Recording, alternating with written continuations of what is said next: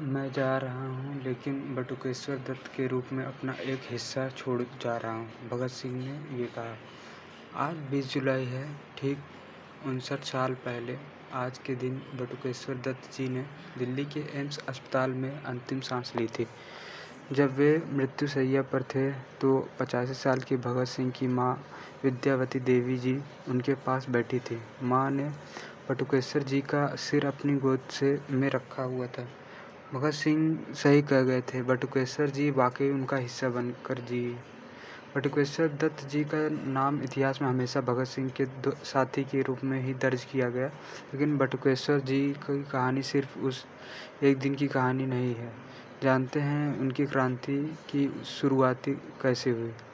कानपुर के mall road पर 15 साल के बटुकेश्वर ने देखा कि एक अंग्रेज अफसर एक भारतीय बच्चे की बुरी तरह पिटाई कर रहा है, सिर्फ इसलिए कि वो उस रास्ते पर आ गया था जहां भारतीयों का जाना मना था। उस दिन युवा बटुकेश्वर ने तय किया कि वे इस गुलामी के खिलाफ लड़ेंगे।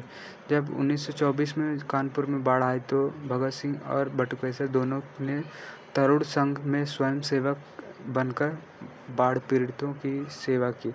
बटुकेश्वर ने अपनी डायरी में लिखा, हम दोनों को एक साथ ड्यूटी मिली थी। दोनों रात में गंगा किनारे लालटेन लेकर खड़े होते थे ताकि डूबते लोगों को बचाया जा सके। इसी दौरान भगत सिंह और बटुकेश्वर की दोस्ती गहरी हुई।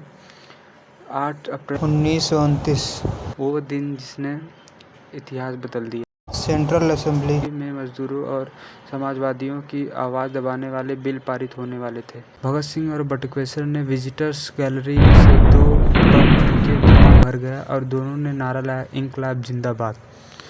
दिलचस्प तथ्य, बटुकेश्वर के वकील आशफ अली ने बाद में कहा था कि बटुकेश्वर ने कोई बम नहीं फेंका था, वे सिर्फ भगत सिंह के साथ रहना चाहते थे। कितनी गहरी थी उनकी मित्रता। 16 जुलाई 1930 लाहौर सेंट्रल जेल में गमगीन माहौल था। उस दिन बटुकेश्वर को मुल्तान जेल भेजा जाना था, भगत सिंह से अलग होना था।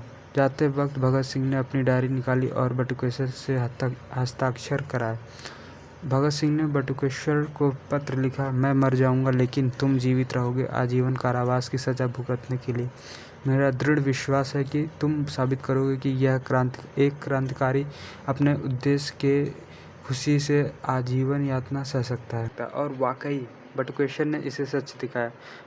भगत सिंह के शहीद होने के बाद बटुकेश्वर ने 35 साल और जिए। अंडमान की काला पानी जेल में भयानक यातनाएं झेली, ऐतिहासिक भूख हड़ताल की और भारतीय राजनीतिक कैदियों के लिए अधिकार दिलवाया। रिहा होने के बाद टीबी की बीमारी हो गई। फिर 1942 के भारत छोड़ो आंदोलन में हिस्सा लिया। 1947 में आज़ादी मिली, लेकिन बटुकेश्वर को क्या मिला? कुछ नहीं, न सम्मान, न पहचान, न आर्थिक सहारा। भारत अपने इस महान सपूत को भूल गया। 1965 में जब वे कैंसर से मर रहे थे तो भगत सिंह की माँ 85 साल की विद्या देवी जी रोज अस्पताल आती, अपनी जमा पूंजी उनके इलाज पर खर्च करती।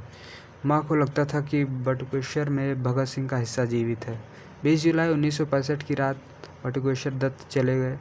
उनकी अंतिम इच्छा थी कि उन्हें हुसैनीवाला में दाह संस्कार किया जाए, जहां भगत सिंह, सुखदेव और राजगुरु की 7 समाधियां हैं। आखिर में वे अपने दोस्तों के पास पहुंच ही गए। आज जब हम बटुकेश्वर दत्त जी की याद करते हैं तो एक सवाल मन में आता है, जो लोग देश के लिए अपना सब कुछ न्यौछावर कर देते हैं, समाज उनके साथ कैसा व्यवहार करता है? आज भी कोई है जो इसी तरह अपना जीवन समर्पित कर रहा है, सत्य के लिए, धर्म के लिए, मानवता के लिए, भविष्य के लिए। उनका नाम है आचार्य प्रसाद। जलवायु परिवर्तन, पशु हिंसा, अंधविश्वास, भ्रष्टाचार, हर मोर्चे पर अकेले ही सारी दुनिया से भिड़ रहे हैं, लेकिन संसाधन नहीं है।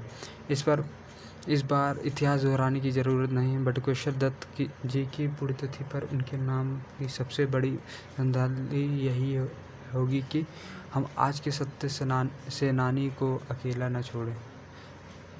आचार्य प्रसाद संघर्षरत हैं आपके लिए।